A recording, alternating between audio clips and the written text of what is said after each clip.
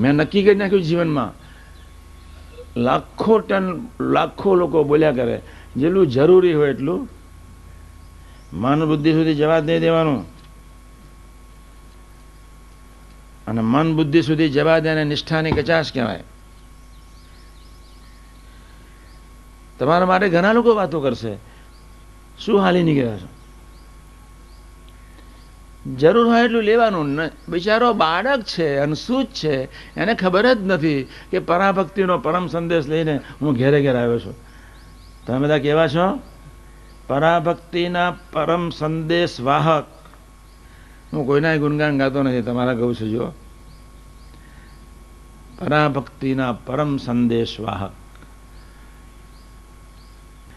સાત્વિક ભક્તિ શું અને નિર્ગુણ ભક્તિ શું?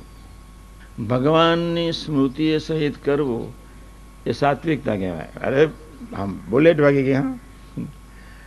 અને ભગવાનની કેવળ પ્રસન્નતાને અર્થે કરવું એ નિર્ગુણ ભક્તિ કહેવાય. હાશ, એના ઉપર તો 10 કલાક ગોષ્ઠી થાય. આ સંતો કરવાના જ છે.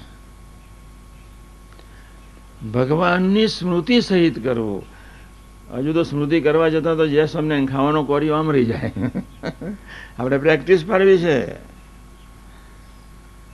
તમારે સેવા કરવાની સાથોસાથ મધ્ય 28-41 નથી ભૂલવાનું. સવારે નીકળીએ ત્યારે, બપોરે જમીએ ત્યારે, સાંજે સૂતી વખતે દરરોજ પ્રાર્થના અને વિચાર સાથે સૂવું કે આજના મંગલકારી શુભ દિવસે મારે મધ્ય 28 ને 41 પ્રમાણે સેવા થઈ છે. ન થાય તો ભજન ગભરાવાની જરૂર નથી. ભજન મસ્ત. મસ્તક ધડામાં જે જન મેલશે. મસ્તક ધડામાં મૂક્યા પછી એકની શરૂઆત થાય છે.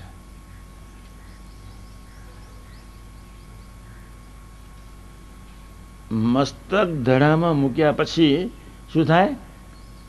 સત્સંગની એકની શરૂઆત થાય. અને મન ચરણોમાં મૂક્યા પછી એકાંતિકી ભક્તિની શરૂઆત થાય.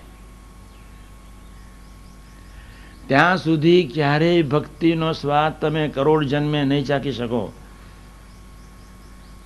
મુક્તાન સાથે ગાઈ નાખ્યું, મસ્તક ધડામાં જે જન મૂકશે તે ઘટ પ્રેમ પ્રવાહ પામે.